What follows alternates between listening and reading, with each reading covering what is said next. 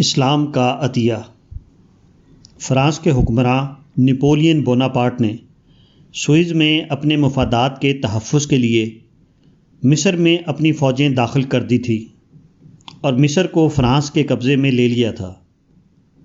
1798 عیسوی میں جب نپولین اسکندریہ میں داخل ہوا تو اس نے عربی زبان میں ایک منشور شائع کیا اور اس کو مصر کے تمام شہروں میں تقسیم کیا۔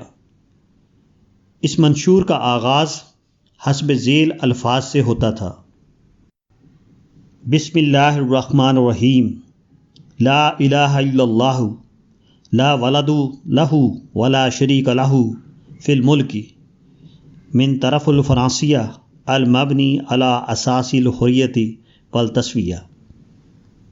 یعنی شروع اللہ کے نام سے جو رحمان اور رحیم ہے۔ اللہ کے سوا کوئی معبود نہیں، اس کی کوئی اولاد نہیں اور اس کے اقتدار میں اس کا کوئی شریک نہیں۔ یہ منشور فرانس کی طرف سے ہے جس کا نظام آزادی اور مساوات کی بنیاد پر قائم ہے۔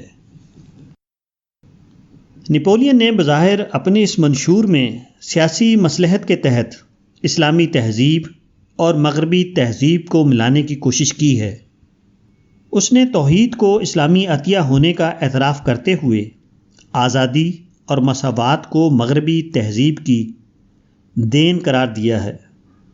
گویا کہ دنیا کو اگر توحید اسلام کے ذریعے ملی تو آزادی اور مساوات اس کو فرانس کے انقلاب کے ذریعے حاصل ہوئی۔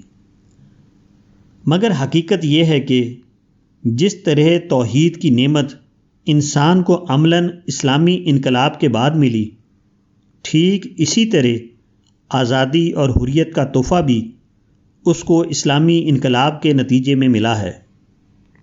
غیر اللہ کو عظمت دینے کا نام شرک ہے، اور اسی غیر خدائی عظمت کا یہ نتیجہ تھا کہ انسانی سماج آزادی اور حریت سے محروم تھا۔ شرک نے کچھ انسانوں کو پیدائشی طور پر برتر ٹھہرا کر دوسرے انسانوں کو ان کے مقابلے میں پیدائشی طور پر کمتر ٹھہرا رکھا تھا۔ توحید نے ایک خدا کے مقابلے میں سب کو یکساں حیثیت دے دی۔ توحیدی انقلاب کے بعد تاریخ میں ایک نیا دور شروع ہوا جس نے بالآخر تمام انسانوں کو برابر ثابت کر کے انہیں اس ارتقائی مرحلے تک پہنچایا جس کو انسانی آزادی اور انسانی مساوات کہا جاتا ہے۔